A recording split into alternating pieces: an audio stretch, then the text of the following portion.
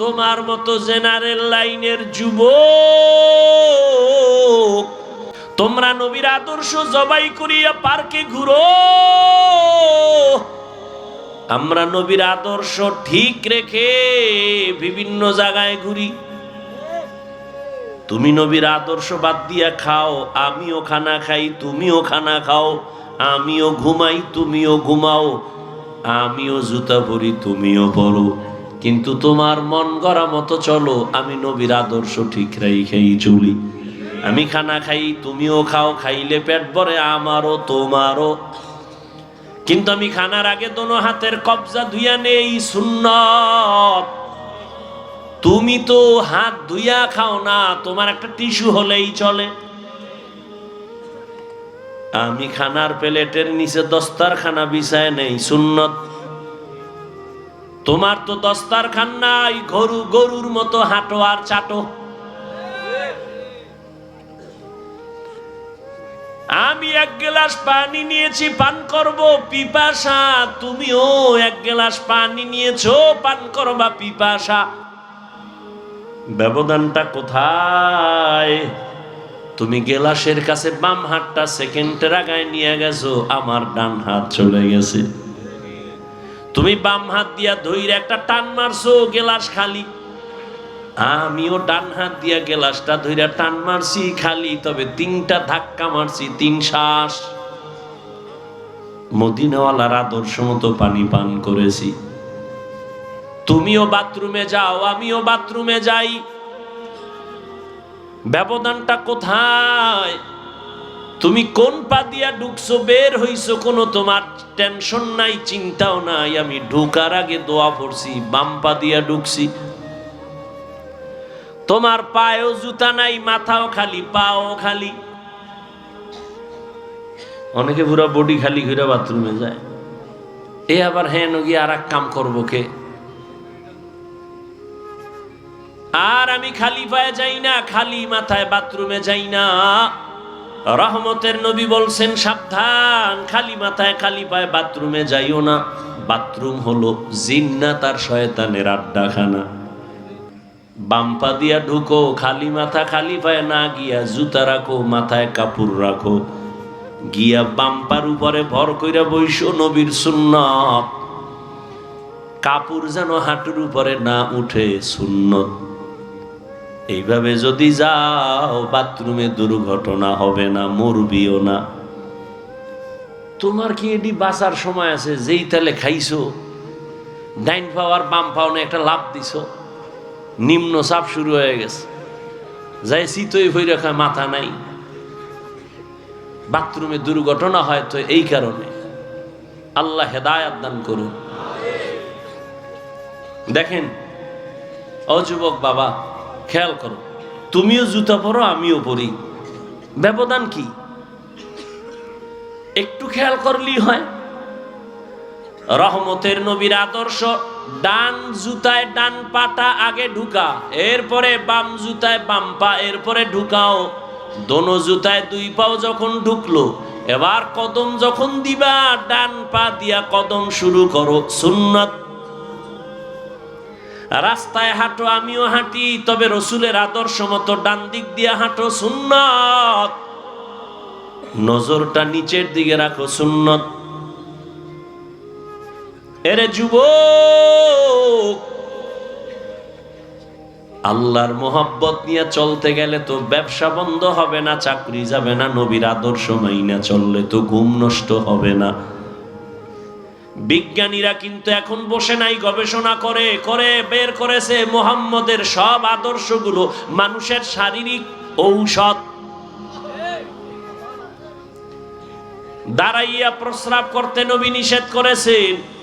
চিকিৎসা বিজ্ঞানীরা গবেষণা করে বের করলো, দাঁড়াইয়া প্রস্রাব করলে কি ক্ষতি হবে, মুহাম্মদ নিষেধ করলো কেন? গবেষণা করে বের করছে, দাঁড়াইয়া প্রস্রাব করলে কিডনির উপরে ক্ষতি হয়, কিডনি ড্যামেজ হয়ে যায়। আমরা হুজুরেরা নিষেধ করছি, কানে ঢুকে না, মানে না। যখন চিকিৎসা বিজ্ঞানীরা বলছে, তখন মানার জন্য রেডি হয়ে গেছে। আমরা এত বছর দোয়া বয়ান করছি, 2 হাত 2 খানা খাইও ধোয় না, হুজুর গো কথা কানে যায় না। মাওলায় কয় ডুবি না, কানে ধইরা দোয়ামু। এমন করোনা আইছে, এখন দোয় মানি পকেটে মেডিসিন খালি বাইর করে, নামাজের ভিতরেও দোয়। আমারেও কয় হুজুর ধুইবেননি, এখনো দোয়। বিভিন্ন অফিসে এখনো মাস্ক পরে বয়ে থাকে, মরবে না একটা ট্রিপল মাস্ক। করোনা ভয়, মরবে না। আর অন্যদিকে করোনার শত শত লাশ। এদেশের উলামায়ে কেরাম টুপিওয়ালারা নিজের কাঁধে উঠাইয়া গোসল করালেন, কাফন পরালেন, জানাজা পরায়া কবরে দাফন করলেন। একজন হুজুরেও করোনায় মরে নাই। আর তুমি ট্রিপল মাস্ক লাগায় বসে আছো, মরবা না। মাওলায় যদি নিয়ে যায়, দুনিয়ার কেউ রাখতে পারবে না।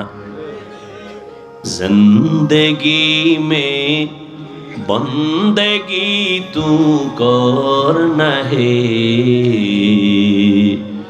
জিন্দেগি মে বন্দেগি তু করনা হে, जिंदगी पे बंदगी शर्मिंदा है, जिंदगी पे बंदगी शर्मिंदा है। यहाँ हम सब मुसाफिर, दिल ना लगा अहले दिल की नजर से रूह करता जा। यहाँ हम सब मुसाफिर, दिल ना लगा अहले दिल की नजर से रूह करता जा। शाह दौलत सब फकीर घर नेक नहीं, शाह दौलत सब फकीर घर नेक नहीं। जिंदगी में बंदगी तू करना है,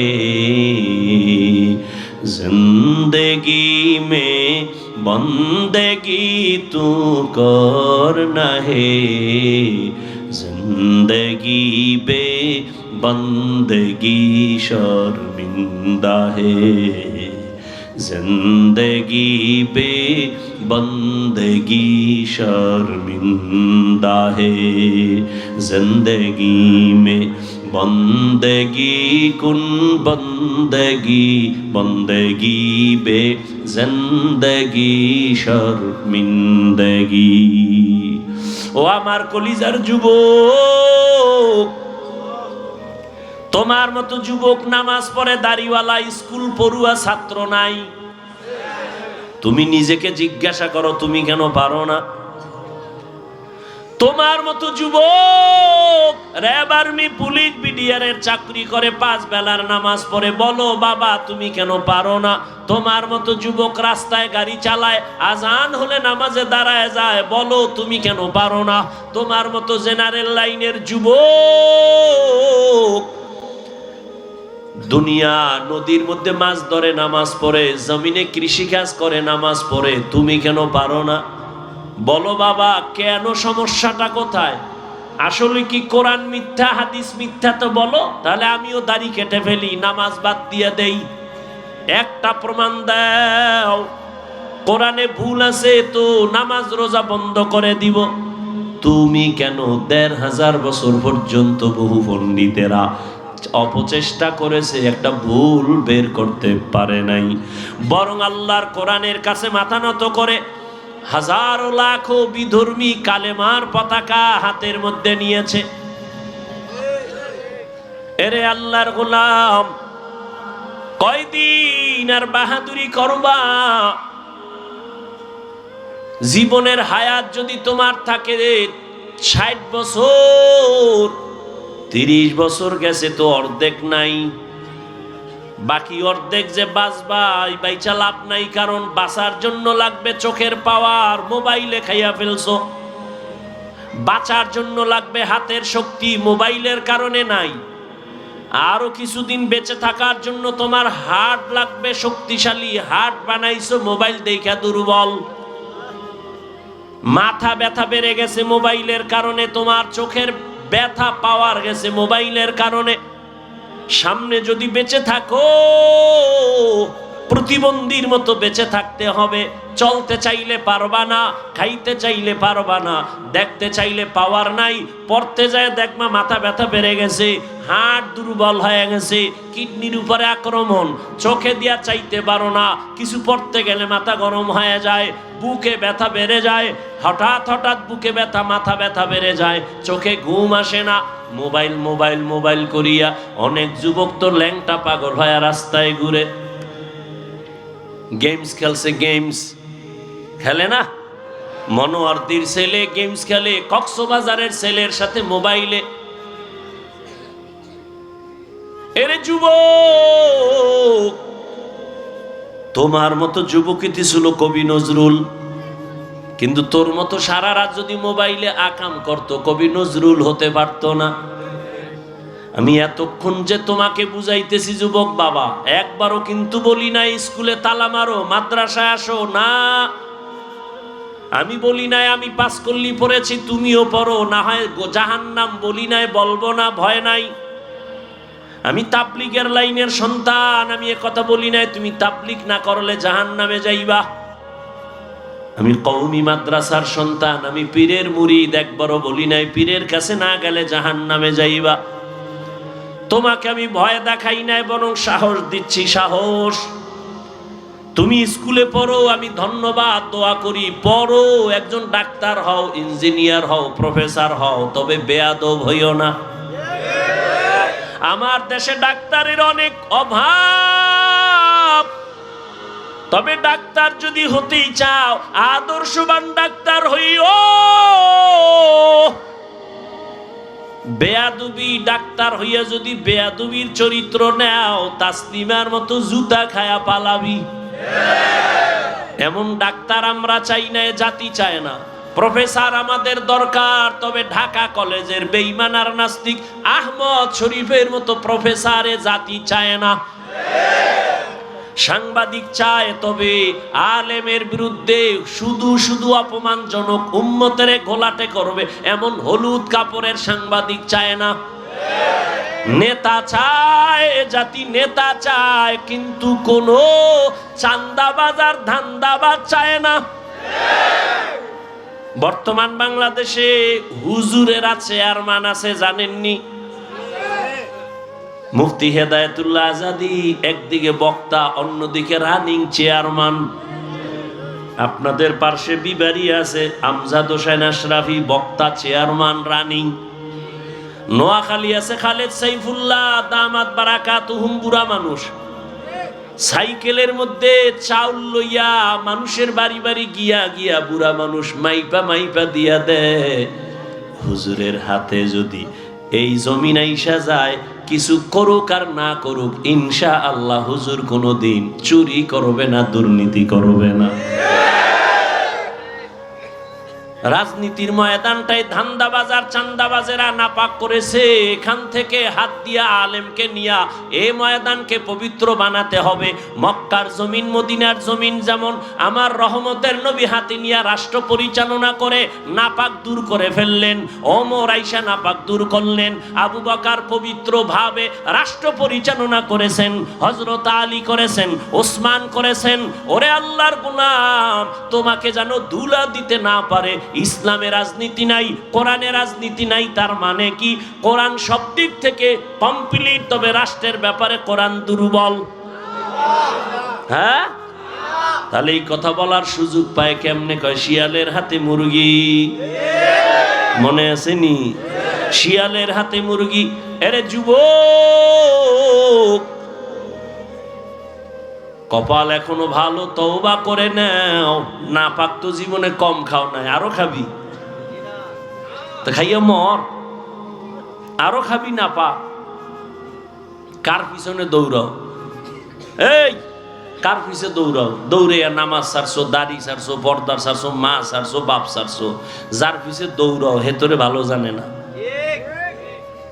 স্বার্থে আঘাত লাগলে শুধু দলের নাম কাটবে না, কল্লা কেটে দেবে। এর নাম সোনার বাংলার রাজনীতি। দলের নাম কাটে না কল্লা কাটে? এর নাম সোনার বাংলার রাজনীতি, পচা রাজনীতি। আর ইসলামের রাজনীতি কি? মালিক যেই প্লেটে খাবে, গোলামও সেই প্লেটে খাবে।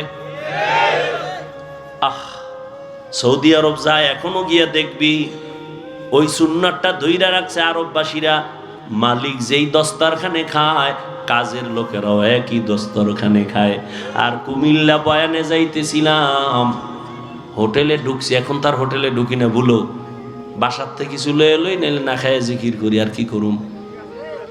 হোটেলে ঢুকলেও তো আমগো বিপদ, দাঁড়াইয়া প্রস্রাব করা ছাড়া বওয়ার কোনো সুযোগই নেই। বড় বাথরুমে গেলে হ্যাঁ তো ইংলিশ, বাংলা নাই, মানে তোর দাঁড়াইয়া প্রস্রাব করতেই হইব। কি বইয়া কোনো কায়দাই নাই। আমরা এক পার্শ্বে খাইতেছি, অনেক আগের কথা। অন্য টেবিলের মধ্যে আবার এক ভিআইপি ফ্যামিলি, তারা ৫-৭ জন এক টেবিলে বয়া খায়, কিন্তু কোনায় ছোট্ট একটা মাইয়া বয়া রয়েছে চুপচাপ।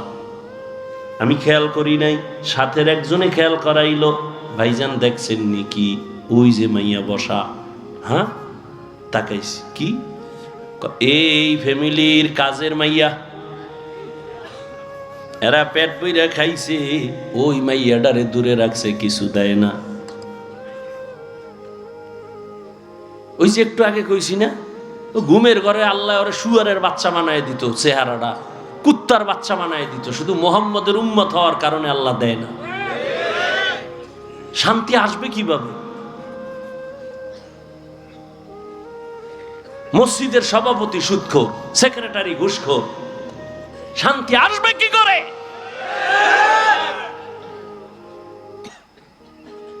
ইমাম সাহেব এত বয়ান দিছে, টাটকা বয়ানে এলাকার মানুষ আইয়া মসজিদ বোঝাই, নামাজ পড়ে ৫ ওয়াক্ত, সভাপতি ফজরে নাই, সেক্রেটারি আসরে নাই, জুমায় আয় পেট ডলতে ডলতে বিদেশি যায় নামাজ, সবার শেষে হ্যাঁ রিজার্ভ যায় নামাজ রেডি হনে, রেজিস্ট্রি করা, অনেকেও বসতে পারবে না, আছে না নাই? আর ইমামের রাখছে জিম্মি, রিমান্ডে রাখছে, নিরপেক্ষ থাকতে হবে, পক্ষ নিলে উপায় নাই, আছে না নেই? ইমাম নিরপেক্ষ যদি থাকতে হয়, কমিটির প্রত্যেক দায়িত্বশীলকে নিরপেক্ষ থাকতে হবে। আর কমিটির লোক যদি পচা রাজনীতি করে, ইমাম কোরআনের রাজনীতি মাইক লাগায়া করবে।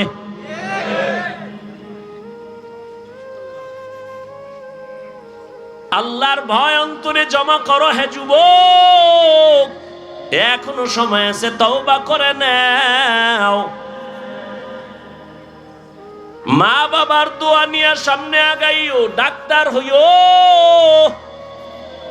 ইঞ্জিনিয়ার হইও, তবে দাবি একটা করেই ফেলছি, আবার বলি বেয়াদব হইও না। তাহলে তুমি ডাক্তার হইয়াও দেখবা জান্নাতের রাস্তা খোলা, সম্মান সবার উপরে। তবে এই সম্মানটা নিতে লাগবে মা বাবার দোয়া, কোনো মাস্তা নিতে চলবে না। কার দোয়া লাগবে? মা বাবার দোয়া, দ্বিতীয় দোয়া শিক্ষকের দোয়া, তারপরে উলামায়ে কেরামের দোয়া। তাদের দোয়া ছাড়া আগানো সম্ভব না। তাদের দোয়া যেমন তোমার সফলতার চাবি, তাদের বরদোয়াটাও কিন্তু তোমার জীবনের জন্য আগুন। মা বাবার বরদোয়া তোমার জীবনকে ধ্বংস করবে, মরার আগে পঙ্গু হয়ে যাবে। শিক্ষকের দোয়া বরদোয়া লাগলে জীবন ধ্বংস হয়ে যাবে। রাস্তায় শীতের দিনে ঘুরি, বয়ান করে যাই, কত পাগল দেখি ইংলিশে কথা কয়, রাস্তার পাগল আরবি কথা কয়। ওরে পাগল আবার ইংলিশ শিখলো কই? না, খুঁজে খুঁজে ভেবে দেখলাম ইংলিশ শিখে নাই, বরং একটা স্কুলের ভালো ছাত্র বেয়াদবি করার কারণে পাগল হয়েছে। পাগল হইস না, মরার আগে চাকার তলে মাথা ঢুকে যাইব, টেরই ভাবি না। মা বাবার বরদোয়া নিস না, জীবনে ওয়াজ মানো আর না মানো, আমার এই শেষ কথাটা মানিস। পাও ধরে বলছি যুবক রে, দুইটা পাও ধরে বলি, যদি বলো নিচে নাইমে আয়, বল আমি নিচে নাইমে পাও ধরি। এই শেষ কথাটা মনে রাখিস। মা বাবার দোয়া নিস। যদি কেউ হুজুর সম্ভব না, তাহলে অঙ্গীকার কর, শপথ কর, অন্তত বরদোয়াটা নিবি না। যদি মা বাবার বরদোয়া নাও, আল্লাহর কসম তুই মরার আগে পঙ্গু হয়ে যাবি, লেখা রাখিস। অঙ্গীকার কর, শপথ কর। মা বাবার দোয়া নিবি, না পারলে অঙ্গীকার কর বরদোয়া নিব না। শিক্ষকের দোয়া নিব, না হয় অঙ্গীকার বেয়াদবি করে শিক্ষকের বরদোয়া নিব না, কপাল পুড়ে যাবে। ওলামায়ে কেরামের দোয়া নিও, যদি নাও পারো অঙ্গীকার করো, শপথ করো ওলামায়ে কেরামের সাথে বেয়াদবি করে বরদোয়া নিব না, তাহলে জীবনটা ধ্বংস হয়ে যাবে। টাকায় তোমারে বাঁচাবে না, সম্মান দিবে না, সম্মান দিবে না আমার আল্লাহ। তবে মা বাবার বরদোয়া লাগলে কপাল শেষ, মরার আগে মরে যাবি। ওই মা বাবার দোয়া নাও, শিক্ষকের দোয়া নাও, আলেমের দোয়া নাও এবং তওবা করো। জীবনে তো মনের জাল মিটেয়া কত গুনাহ করেছো, তওবা করে নাও আর মনে মনে আমার মালিকের ডাক দাও। আল্লাহ, জীবনে তো কম নামাজ সারি নাই, মনে চাইছে বেপরদায় ঢুকবো, ঢুকছি, মনে চাইছে সিনেমায় যাব, দৌড়ায় গেছি। আজকে থেকে তওবা করতেছি, আর নামাজ ছাড়বো না, বেপরদায় চলবো না, আর কোনোদিন মা বাবার সাথে বেয়াদবি করব না। ওলামায়ে কেরাম, শিক্ষক মুরব্বীদের দোয়া নিয়ে চলবো। ও পর্দার আড়ালের আম্মা জানেরা, বোনেরা, এতক্ষণ আপনাদের সন্তানদের এত কথা শুনাইলাম। এই কথাগুলো যদি বাস্তবে নিতে চান, আপনাকে মেহনত করা লাগবে, দোয়াও করা লাগবে। কারণ একটা মায়ের আদর্শ দিয়া সন্তান আদর্শবান হয়। একটা গাছ ভালো হলেই তো ফল ভালো হবে। এরে আম্মা জান, আপনার কপাল কত ভালো আপনার জানা আসেনি? আপনি তো সাধারণ কোনো মা না, আপনি তো নবীদের মায়ের মতো দামি মা, সাহাবায়ে কেরামদের মতো দামি মা। আপনারা তো খাদিজা রাদিয়াল্লাহু আনহার মতো দামি নারী, ফাতেমা রাদিয়াল্লাহু আনহার মতো দামি নারী, আয়েশা রাদিয়াল্লাহু আনহার মতো দামি নারী, ইসমাঈল নবীর মা হাজেরা আলাইহা সালামের মতো দামি নারী, ঈসা নবীর মা মারিয়াম আলাইহা সালামের মতো দামি নারী। বেঈমান আল্লাহর দুশমন ফেরাউন আল্লাহর সাথে বেঈমানি করে খোদা দাবি করলো, অথচ তার ঘরে তার স্ত্রীর নাম কি? ওই আসিয়া। এত বড় বেঈমান ফেরাউন আল্লাহর সাথে চ্যালেঞ্জ দিয়া নিজের খোদা দাবি করলো, আর তার ঘরের আপন স্ত্রী আসিয়া আমার আল্লাহর এত আশেকা হয়ে গেল। রহমতের নবী বলেন, কিয়ামতের দিন জান্নাতে আসিয়ার সাথে আমার বিবাহের ব্যবস্থা হয়ে যাবে। ও পর্দার আড়ালের আম্মা জান, আপনার স্বামী তো ফেরাউনের মতো খারাপ না। আপনি যদি নামাজ পড়ে স্বামীটারে বুঝাইতেন আর স্বামীর জন্য দোয়া করতেন, আল্লাহ, একটা স্বামী রাত দিন গাধার মতো রাস্তায় ঘুরে আর কষ্ট করে নিজের জন্য না, স্ত্রীর মুখে হাসি ফুটাবার জন্য, সন্তানের মুখে খানা দেওয়ার জন্য একটা পুরুষ কত কষ্ট করে দোয়া করতেন, হে মালিক আমার স্বামীকে হেফাজতে রাখো, কামাই রুজিতে বরকত দাও। আর আপনি স্বামীর জন্য দোয়া করতেন, নামাজ পড়তেন, আর স্বামী বাসায় আসলে বুঝাইতেন, স্বামী সময় পাইলে নামাজ পড়িও, আর বুঝাইতেন, ও স্বামী বাবার মায়া ত্যাগ কইরা মায়ের আদর চাইরা তোমার ঘরে আসছি। ও স্বামী খাইয়া থাকলেও আছি, না খাইয়া থাকলেও আছি, তবে জীবনের একটা আবদার, একটা দাবি কি? ও স্বামী আমার, জীবনে কোনোদিন অবৈধ হারাম টাকা ঘরে আনবা না, হারাম টাকা খাইয়া আমাদের রক্ত নাপাক করব না, আমার সন্তানের রক্তটাও নাপাক করব না। যদি আম্মা জান বুঝাইতেন, কোন স্বামী হারাম অবৈধ টাকা ঘরে নিত না। ওই ঘরের সন্তান হতো একজন দামি সন্তান। ওই সন্তান ডাক্তার হলেও পুরা বিশ্বের মধ্যে আলোড়ন তৈরি করে ফেলতো, ইঞ্জিনিয়ার হলেও গোটা দেশের মধ্যে আলোড়ন হয়ে যাইত, আদর্শ নিয়ে দাঁড়াইতো। আপনিও কবরে শান্তি পাইতেন, সবাই আপনার জন্য দোয়া করত, সন্তানের জন্য দোয়া করত। এরে আম্মা জান, আপনার মতো কত মা এখনো এই এলাকায় তালাশ করলে পাওয়া যাবে, পর্দা ছাড়ে না, নামাজ বাদ দেয় না, মোবাইলে চরিত্র বিক্রি করে না, স্বামীর মাল হেফাজত করে মা। আপনার মতো কত মা এখনো আছে নামাজি, পর্দাওয়ালা, স্বামীর মাল নষ্ট করে না, সন্তানকে আদর্শওয়ালা বানানোর চেষ্টা করে, মোবাইলে চরিত্র বিক্রি করে না। এরে আম্মা জান, আপনি কেন পারবেন না? এখনো সময় আছে, তওবা করেন। মরিয়া গেল আর নামাজ ছাড়বেন না, বেপরদায় চলবেন না। যুবক বাবারাও তওবা করো, আর কোনোদিন মা বাবার সাথে বেয়াদবি করব না, আল্লাহকে মনে মনে বলিও।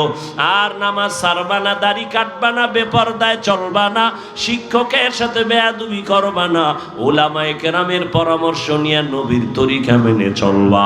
তওবা করার মতো যদি অন্তর তৈরি হয়, মুনাফিকি না থাকে, খাঁটি তওবার নিয়ত যাদের আছে, দুটো হাত আল্লাহকে দেখায় দাও। আয় আল্লাহ, হাতগুলো কবুল করে নেন, তওবা কবুল করে নেন, তওবার উপরে মজবুত হইয়া চলার মতো তৌফিক দান করেন, আমিন। কে বয়ান করবে? আর কেউ নাই? আল্লাহ, দোয়া করি এই মাদ্রাসার জন্য।